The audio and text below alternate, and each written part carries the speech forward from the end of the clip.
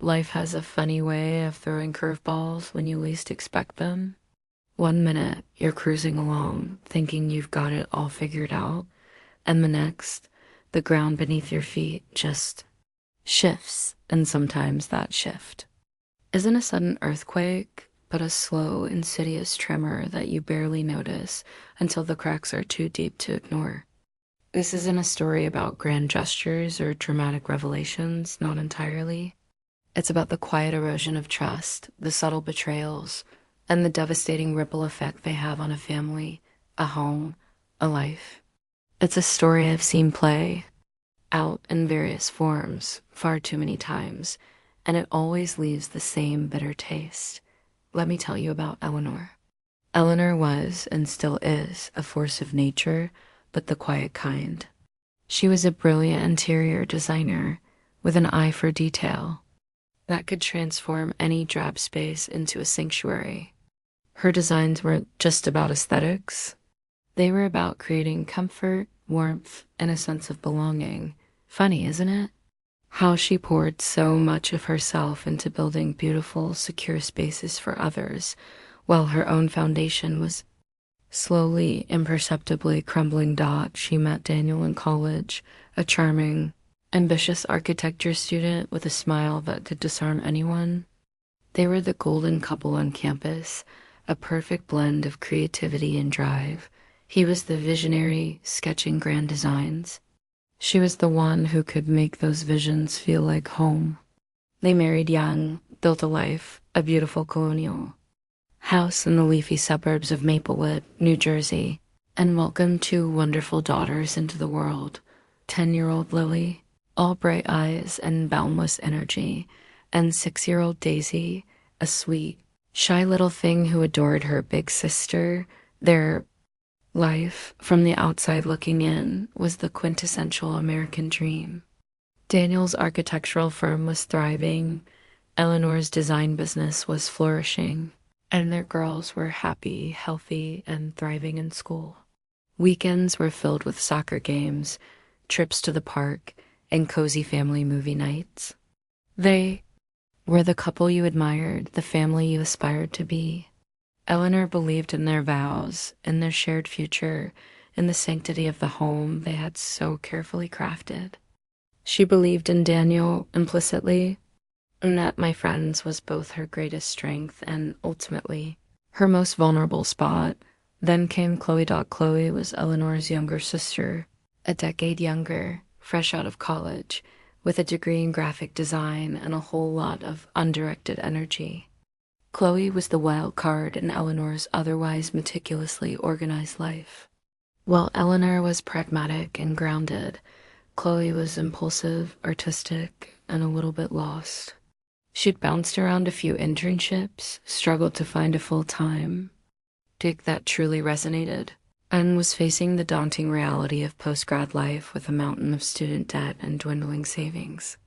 "She just needs a soft landing, Dan," Eleanor had explained to Daniel one evening, stirring her tea, a faint line of worry creasing her brow. "Just for a few months until she gets on her feet. It's family." Daniel, ever the accommodating husband, had readily agreed. "Of course, Elle, she's family. Our home is her home." He had even offered to help Chloe polish her portfolio, knowing a few contacts in the design world. He was, by all accounts, a good man, a generous brother-in-law. Or so it seemed. Chloe arrived with 2 oversized suitcases, a guitar, and a slightly bewildered expression. She was pretty in a bohemian, effortless way. Tangled auburn hair, bright, curious eyes, and a laugh that was a little too loud sometimes, but undeniably infectious. Lily and Daisy adored their Aunt Chloe, who would tell them fantastical stories and draw silly cartoons. Eleanor felt a surge of relief. Maybe this would be good for Chloe and for their family. A little youthful exuberance to liven things up. The first few weeks were easy, even pleasant. Chloe helped around the house, played with the girls, and spent her days sending out resumes and working on freelance projects from the small guest room. Daniel, true to his word, spent evenings reviewing her portfolio. offering insightful critiques and sharing anecdotes about the design industry. Eleanor would often join them, sipping wine, feeling a quiet contentment watching her husband mentor her sister. It felt right, like their family was expanding, embracing, but then the subtle shifts began. It started innocently enough. Daniel, being an early riser, would often find Chloe already up, sketching in the kitchen with a cup of coffee. Their morning conversations, initially about design trends, slowly branched out into personal anecdotes, shared frustrations, and quiet confidences. Eleanor, who often had to rush off for client meetings, would sometimes catch snippets, a shared laugh that lingered a little too long, a knowing glance exchanged over the breakfast table. She'd brush it off. They're just bonding. It's sweet. Then came the late nights. Daniel often worked late, bringing home blueprints and models. Chloe, struggling with her own projects, would sometimes stay up with him, brainstorming. Eleanor, tired from her own day, would drift off to sleep, vaguely aware of the low murmur of their voices from the living room. She'd wake up to find them still there, sometimes on the sofa, surrounded by sketches and empty coffee mugs, the air thick with the scent of creativity and something else, something she couldn't quite place. A comfortable intimacy that felt, just for a fleeting second, a little too comfortable. You two really get into it, huh? She'd tease one morning, trying to sound light-hearted. Daniel would chuckle, stretching. She's got some good ideas, Elle. Fresh perspective. Chloe would offer a shy smile, her cheeks a little flushed. He's a great mentor, Eleanor. Really helping me see things differently. Eleanor would nod, a faint unease settling in her stomach. It wasn't anything she could pinpoint, just a feeling. A subtle shift in the gravitational pull of her home. Conversations between Daniel and Chloe started to exclude Eleanor. They'd reference inside jokes, shared observations, or discussions she wasn't privy to. At dinner, Daniel would sometimes turn to Chloe. Remember what we were talking about this morning, Chloe? About that crazy client? And Chloe would pick up the thread seamlessly, leaving Eleanor feeling like an outsider in her own kitchen. Eleanor tried to engage, to bridge the gap. She'd ask Daniel about his day, only for him to give clipped answers, then turn to Chloe to elaborate on a point they'd discussed earlier. She'd suggest family outings, but Daniel would often have work commitments, or Chloe would have freelance deadlines, leaving Eleanor to take the girls alone. The family unit, once so tightly knit, felt like it was subtly fracturing with a new, unspoken alliance forming within its walls. One evening, Eleanor walked into the living room to find Daniel and Chloe on the sofa, looking at something on Daniel's laptop. Chloe was leaning close, her hand resting lightly on his arm as she pointed at the screen. Daniel's head was tilted towards hers, a soft, almost tender expression on his face. When they noticed Eleanor, they quickly pulled apart, a flicker of something, guilt, surprise, in their eyes. Just reviewing some concepts for Chloe's portfolio, Daniel said, perhaps a little too quickly. Oh, Eleanor replied, her voice flat. Looks interesting. She felt a cold knot tighten in her stomach. It wasn't the image on the screen that bothered her. It was the intimacy of the pose, the quick withdrawal, the sudden tension in the air.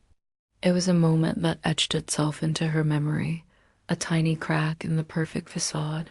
The physical boundaries began to blur too. A hand lingering on a shoulder, a playful nudge, a shared blanket on the sofa during a movie night when Eleanor had fallen asleep. Eleanor would wake up, disoriented, to find them in close proximity, a quiet hum of conversation between them, a world she wasn't a part of. She started to feel like a guest in her own home, an observer of a story unfolding without her. Daniel became subtly distant. He was still attentive to the girls, still provided for the family, but the emotional connection with Eleanor began to wane. Their conversations became more transactional, bills, school, logistics. The easy laughter, the shared dreams, the quiet moments of intimacy that had once defined their marriage slowly faded. When Eleanor tried to initiate closeness, she was met with a vague tiredness, an excuse of stress from work. He was there, but he wasn't there. Chloe, on her part, seemed to thrive under Daniel's attention. She became more confident, her design sharper, her personality more vibrant. Yet Eleanor also noticed a nervous energy about her sister, a tendency to avoid direct eye contact, especially when Daniel was around. There was an unspoken tension, a silent language passing between them that Eleanor, despite her growing dread, couldn't quite decipher. The affair, when it truly began, was insidious, born not of grand passion, but of proximity, opportunity, and a quiet emotional void. It was a gradual slide down a slippery slope, each small transgression making the next one easier. A stolen kiss in the kitchen after Eleanor had left for a client meeting. A hushed phone call in the dead of night. A clandestine rendezvous during what Daniel claimed was a late work meeting, and Chloe a coffee with a friend. The lies became more elaborate, the secrecy more suffocating. Eleanor, armed with her keen intuition, started piecing things together. The unexplained late nights, the sudden defensiveness, the way Daniel's phone was always face down, the subtle scent of a different perfume on his clothes. She started noticing Chloe's new expensive accessories, gifts that seemed beyond her struggling freelance budget. Her heart ached with a terrible cold certainty. The perfect life she had built was a mirage, and the cracks were widening into chasms. One Tuesday afternoon, Eleanor had a rare cancellation. Instead of going straight home, she decided to surprise Daniel at his office, thinking a spontaneous lunch might rekindle some of their lost connection. She bought his favorite sandwiches and drove downtown, a flicker of hope in her chest. She arrived at his firm, a sleek, modern building in the city. The receptionist smiled. "Mr. Miller is in a meeting, Miss Miller," he said, not to disturb him. "Oh, I'll just wait," Eleanor said, her smile not quite reaching her eyes. She sat in the waiting area, scrolling through her phone, trying to ignore the growing unease. 10 minutes passed, then 20. She decided to walk over to his office just to leave the sandwiches on his desk dot. As she approached his closed office door, she heard voices. Not the usual muffled tones of a business meeting, but something softer, more intimate. A low laugh, Chloe's laugh, and Daniel's deeper chuckle. A cold dread washed over her. She hesitated, her hand hovering over the doorknob. Every instinct screamed at her to turn away, to run. But a stronger, more primal urge compelled her to know. To see Dot, she gently pushed the door open, just a crack. The sight that greeted her was not a business meeting. Daniel was leaning against his desk, and Chloe was standing incredibly close to him, her hand resting on his chest, looking up at him with an expression Eleanor had never seen directed at her husband. It was a look of adoration, of longing. Daniel's hand was cupping Chloe's cheek, his thumb stroking softly. They weren't kissing, not yet, but the air was thick with an undeniable, palpable intimacy, a silent confession. Eleanor's breath hitched. The sandwiches slipped from her grasp, hitting the polished concrete floor with a soft thud. The sound, amplified in the sudden silence of the office, was like a gunshot. Daniel and Chloe sprang apart, their faces draining of color. Their eyes, wide with shock and guilt, met Eleanor's. For a long, agonizing moment, no one spoke. The silence was deafening, filled only with the frantic pounding of Eleanor's heart. "Eleanor," Daniel stammered, his voice hoarse, a look of utter horror on his face. "What are you? I thought you were—" Chloe stood frozen, her face a mask of shame, unable to meet Eleanor's gaze. Her auburn hair, usually so vibrant, seemed to droop around her, suddenly dull. Eleanor felt a wave of nausea. The perfect life, the perfect husband, the loving sister, all shattered in an instant. The air was thick with the stench of betrayal. She didn't scream, didn't cry. There was a chilling calm that settled over her, a strange detachment. "I think," Eleanor said, her voice surprisingly steady, though it felt like shards of glass in her throat. "I think I've seen enough." She turned, her legs feeling like lead, and walked out of the office, leaving the untouched sandwiches, the stunned silence, and the wreckage of her life behind her. She didn't look back. The drive home was a blur. She remembered pulling into the driveway, the familiar facade of her beautiful house mocking her with its normalcy. She walked inside, the silence of the empty house amplifying the screams in her head.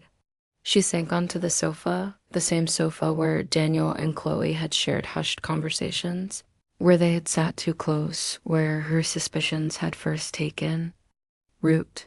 When Daniel and Chloe arrived home separately a few hours later, the house was still and cold. Eleanor was sitting in the living room, hands clasped tightly in her lap, staring blankly ahead. The confrontation was brutal. Daniel, initially defensive, tried to minimize, to explain away, to beg for forgiveness. Chloe, tearful and distraught, confessed everything, her words tumbling out in a torrent of guilt and regret. Eleanor listened, her face devoid of emotion, a silent judge. "How long?" she asked, her voice a whisper that cut through the air like a knife. Daniel hesitated, then mumbled, "A few months, Elle. It just happened." "It doesn't just happen, Daniel," Eleanor said, finally looking at him, her eyes burning with a cold fury he'd never seen. "You chose it, every single day. And you, Chloe," she turned to her sister, who flinched, "you chose to betray me. To do this in my home, under my roof, with my husband." Chloe sobbed. "I'm so sorry, Eleanor. I never meant to. I don't know what happened. I was just so lost in Daniel. He was so kind." "Kind?" Eleanor's laugh was hollow, devoid of humor. "Kindness isn't betrayal, Chloe. Kindness isn't lying to your own sister. Kindness isn't destroying a family." The immediate fallout was swift and devastating. Chloe packed her bags that night, her tear-stained apologies falling on deaf ears. Eleanor watched her go, a part of her heart breaking not just for herself, but for the sisterly bond that had been irrevocably severed. Daniel moved into the guest room, the very room Chloe had occupied. The irony was a cruel twist of the knife. The house, once a sanctuary, now felt like a battlefield, filled with unspoken accusations and suffocating silence. The hardest part was the girls. Lily and Daisy, sensing the seismic shift in their parents' world, became quieter, more watchful. They didn't understand the words affair or betrayal, but they understood the tension, the lack of laughter, the way their parents avoided each other's eyes. Lily, with her keen observational skills, started asking questions. "Why isn't Daddy sleeping in your room, Mommy? Why is Aunt Chloe gone?" Eleanor, despite her own raw pain, had to be strong for them. She explained, vaguely, that Daddy and Mommy were having grown-up problems, and that Aunt Chloe had found a new place to live. She tried to maintain a semblance of normalcy, but the effort was exhausting. She saw the worry in Lily's bright eyes, the way Daisy clung to her, seeking comfort that Eleanor herself desperately needed. The weeks that followed were a blur of pain, anger, and profound sadness. Eleanor sought therapy, pouring out her heart to a kind, understanding professional who helped her navigate the treacherous landscape of her emotions. She leaned on her closest friends who listened without judgment, offering support and practical advice. They were her lifeline, pulling her back from the brink of despair. Daniel, meanwhile, was a shell of his former self. He tried to apologize, to make amends, to convince Eleanor that it was a mistake, a moment of weakness, that he still loved her. But the words felt hollow, tainted by the depth of his deception. Eleanor couldn't look at him without seeing Chloe, without feeling the sharp sting of betrayal. The trust, once absolute, was now shattered into a million irreparable pieces. Chloe tried to reach out. Texts, calls, tearful voicemails. Eleanor ignored them all. The wound was too fresh, the betrayal too personal. The idea of forgiving her, sister who had not only participated in the destruction of her marriage, but had done so under her own roof, felt impossible. Eleanor spent countless nights staring at the ceiling, replaying every conversation, every glance, every subtle shift. She questioned everything, her judgment, her marriage, her entire identity. Had she been blind, naive? Had Daniel ever truly loved her? The self-doubt was almost as debilitating as the pain of betrayal. She considered divorce. The thought was terrifying, especially with the girls. But the idea of staying in a marriage built on lies felt equally suffocating. She imagined the endless resentment, the coldness, the constant reminder of what had been lost. One evening, Lily came into her room, her small face etched with worry. "Mommy," she whispered, "are you and Daddy going to get a divorce?" Eleanor's heart clenched. She pulled Lily onto her lap, holding her tight. "Why do you ask that, sweetie?" "Because," Lily said, her voice trembling, "Sarah's parents got a divorce, and she's really sad. And you and Daddy are always quiet now." The raw honesty of her daughter's fear was a wake-up call. Eleanor knew she had to make a decision, not just for herself, but for her girls. She couldn't let their childhood be defined by the wreckage of her marriage. She started seeing a marriage counselor with Daniel, not because she believed they could fix things, but because she needed to understand, to process, to find a way forward for the sake of their children. The sessions were painful, filled with raw emotions, accusations, and the slow, agonizing unpacking of years of unspoken issues and recent betrayals. Daniel admitted to feeling neglected, to seeking validation elsewhere, though he never excused his actions. Eleanor expressed her profound hurt, her sense of violation, the feeling that her entire world had been turned upside down. The counselor helped them communicate, not to reconcile immediately, but to at least understand each other's pain. Eleanor learned that Daniel's actions, while inexcusable, stemmed from a complex mix of his own insecurities and a growing distance in their marriage that she, too, had contributed to, albeit unknowingly. It didn't absolve him, but it offered a glimpse into the human frailty that led to such devastating choices. As for Chloe, Eleanor eventually agreed to meet her months later in a neutral setting. The conversation was strained, filled with tears and apologies from Chloe and a quiet, weary anger from Eleanor. Chloe expressed genuine remorse, admitting her own immaturity and desperation for acceptance had led her down a dark path. Eleanor, though still deeply hurt, saw a glimmer of the sister she once knew, a lost young woman who had made a terrible mistake. Forgiveness, Eleanor realized, wasn't about forgetting or excusing. It was about releasing herself from the burden of anger, about choosing peace over resentment. She told Chloe she couldn't promise things would ever be the same, but she was willing to try for the sake of their shared past, for the sake of the family they once were. The path forward for Eleanor and Daniel was not a straight one. They didn't magically reconcile and live happily ever after. The trust was too deeply broken, the wounds too profound. After months of counseling, painful conversations, and a lot of soul-searching, Eleanor made the agonizing decision to separate. It wasn't an easy choice, but she realized that she couldn't rebuild a foundation on such fractured ground. She needed space to heal, to rediscover herself, to show her daughters what strength looked like, even in the face of heartbreak. Daniel moved into an apartment downtown. They agreed on co-parenting, putting the girls' well-being first. It was messy, painful, and often frustrating, But slowly, painstakingly, they found a new rhythm, a new way to be a family, albeit a different kind of family. Eleanor focused on her daughters, on her business, and on rebuilding her own life. She learned to trust her intuition again, to value her own worth, and to understand that true strength isn't about maintaining a perfect facade, but about facing the truth, no matter how ugly, and finding the courage to move forward.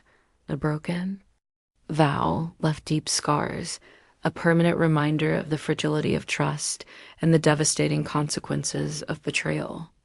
But it also taught Eleanor about resilience, about the unwavering love of her children, and about the quiet power of choosing herself, even when it meant dismantling the life she thought she had. It's a tough lesson, one that leaves you forever changed. But sometimes, my friends, it's through the breaking that we truly learn how to become whole again. And that in itself is a kind of victory.